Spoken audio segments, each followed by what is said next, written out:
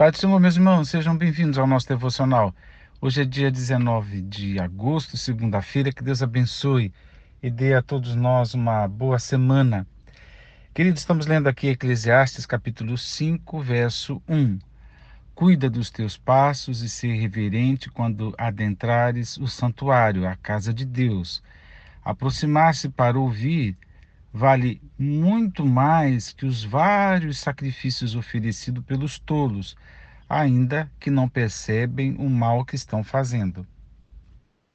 Este verso ele é muito rico, porque ele traz em uma só sentença é, é, muitos ensinos. E eu bem sei, pelo tempo que ouço a explicação desse verso, leio e releio este assunto, eu sei que os intérpretes estão divididos em duas possibilidades. A primeira tem a ver com o cotidiano, quando na maioria das versões está escrito: guarda o teu pé quando entrares na casa de Deus, né? Então, guardar o pé, pé é movimento, né? Muita gente fez essa ligação com o fato de Deus dizer para Moisés: tira a sandália dos teus pés, porque o lugar que tu estás é santo. Mas a aplicabilidade aqui não tem nada a ver com aquele momento onde Deus queria Moisés em contato direto com aquela experiência do divino. Aqui, repito, são outras duas possibilidades. Primeiro guardar o pé tem a ver com o movimento, tem a ver com o dia a dia, ou como dizemos, com o cotidiano, porque todo esse contexto está falando do temor do Senhor, né? É o amor reverente. E a gente demonstra que tememos a Deus não na imagem, postura, presença no culto na igreja. É na vida, né? É na vida. Porque como se diz ali na igreja, Deus conhece os corações, mas todos têm a mesma afeição, o mesmo jeitinho e tal. Então não é ali o lugar do testemunho público, do temor do Senhor.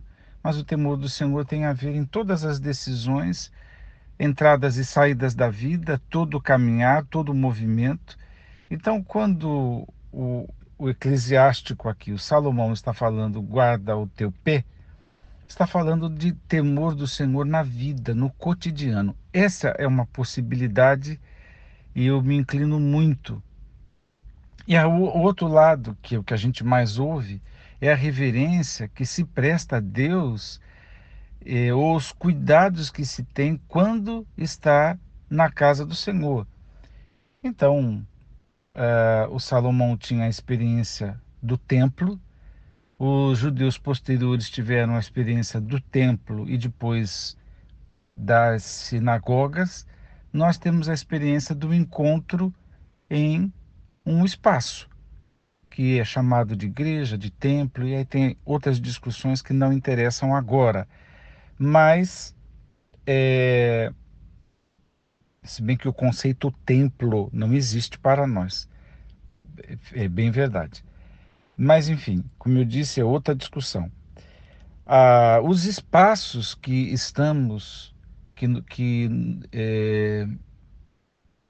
nos reunimos enquanto crentes para o culto, é a outra interpretação de como a gente deve vigiar para agir de maneira coerente, de agir de maneira não contraditória, de maneira respeitosa, também demonstrando temor ao Senhor naquele espaço.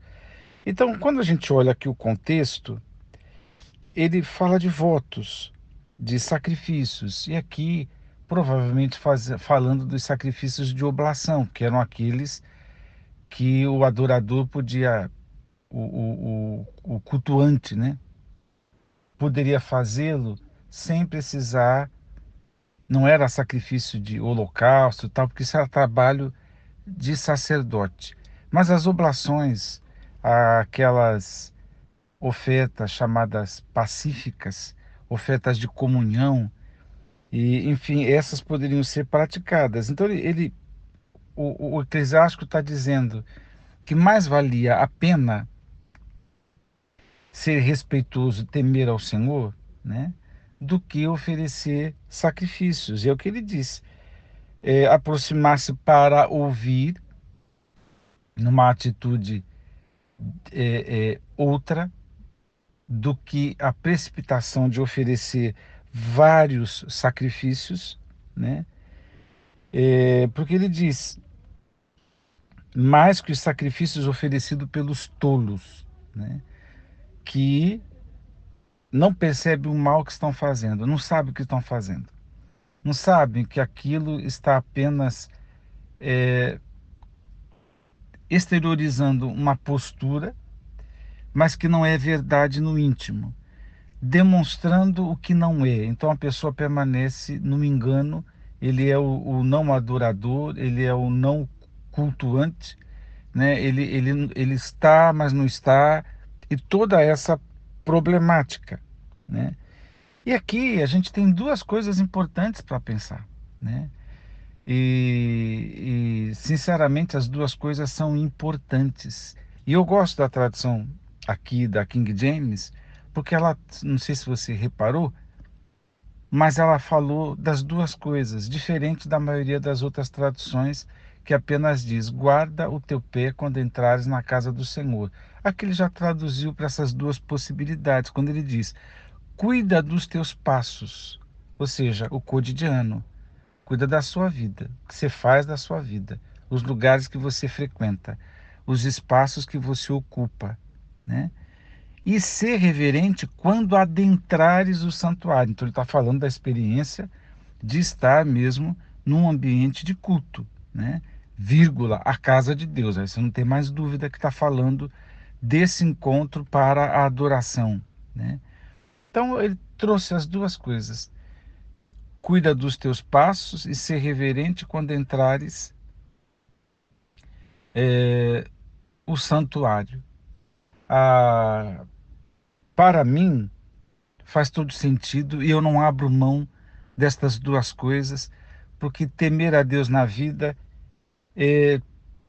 toda a Escritura ensina isso, né? Principalmente esses livros poéticos, Provérbios e Eclesiastes. E ser reverente, aí que talvez esteja o problema de muitas igrejas, porque a gente parece que se satisfaz, não estou fazendo aqui nenhum sensacionalismo, mas aquele ambiente alegre, por exemplo, traduzido na forma de trabalhar do falecido Silvio Santos, é aquela alegria, aquela coisa que foi o piloto para tudo quanto é programa de televisão. No entanto, não sabem, quem nunca esteve numa gravação não sabe que aquela plateia ali é treinada para rir, né? E que tem alguém ali dizendo a hora que tem que aplaudir, e a hora que tem que sorrir, a hora que tem que vibrar. E quanto maior for a capacidade desta pessoa que manobra essa plateia, melhor.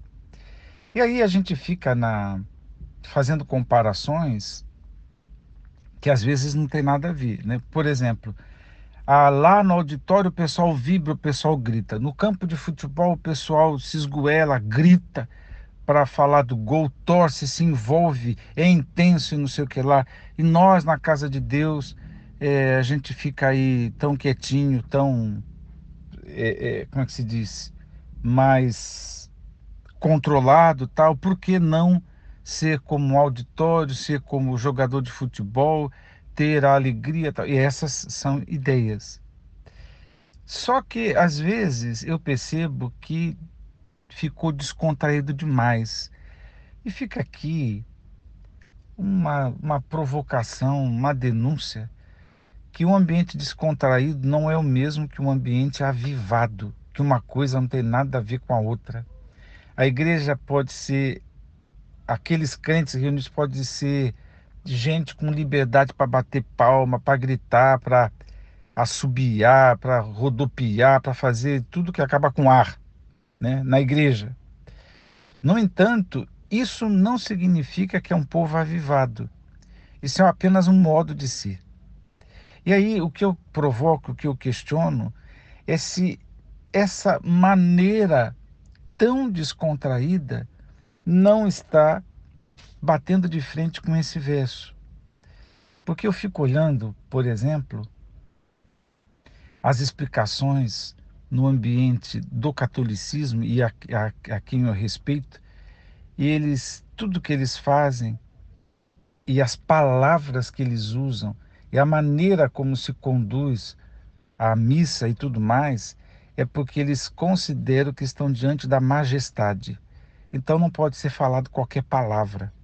Por isso que as palavras, que para muitos soam como repetições, na verdade acaba sendo alguns trechos repetições de fato, mas elas são protocolares com o cuidado de não perder a ideia de estar diante da majestade. Ou seja, conservam aquelas palavras para aquele ambiente, para elas serem pronunciadas na hora correta, porque estão pensando o tempo todo que estão diante de Deus e que Deus é a majestade, que Deus merece aquela reverência, aquelas palavras de adoração, aquelas palavras, enfim, eloquentes, e isso é bonito de se ver. Agora, o que eu percebo em muitos ambientes evangélicos é a banalização destas palavras.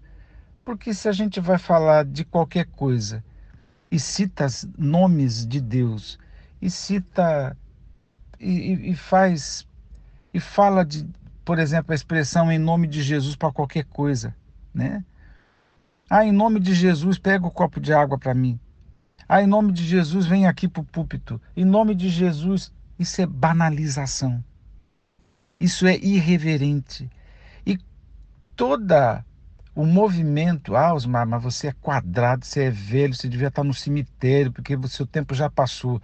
Pode ser verdade, mas eu não acredito num ambiente descontraído demais, porque perde a reverência. A Igreja Católica, a dita mais tradicional, né? Os presbiterianos, que são considerados gente fria, eu fico pensando se essa gente que não está certa diante desse verso aqui, se não é esse povo menos precipitado, né? Porque nem entrei aqui no mérito do sacrifício de tolo, nem nada, mas um ambiente mais contido, mais pensado, mais refletido, é com certeza mais reverente do que chegar ao ponto de gritar, de assobiar, todo mundo anda, todo mundo. E aí descontraído demais. É gente fazendo coisa na hora errada. Gente lendo Bíblia na hora que está sendo pregado. Gente que vem cumprimentando todo mundo na hora que o culto já começou. E uma série de coisas que eu fico olhando esse ambiente e dentro de mim eu fico pensando, guarda o teu pé. E o ambiente de culto tem que ser mais contido. É o que eu penso. E se falei demais e eu queria falar só 10 minutos, mas aqui fica uma denúncia, uma provocação, um pensamento, porque para mim vai ficando insuportável, né? Mas que Deus me ajude, porque se o tempo de reverência passou, que Deus me ajude a entender que isso aqui não vale mais nada para muitas igrejas. Deus me ajude a entender que isso aqui não faz sentido para essa geração nova e que eu preciso me enquadrar. Então, que Deus tenha misericórdia deste tolo. Vamos orar. Pai eterno, a tua misericórdia seja sobre nós, para cumprirmos a tua palavra. Nos ajude, nos abençoe, eu rogo por tua misericórdia no nome de Jesus. Amém.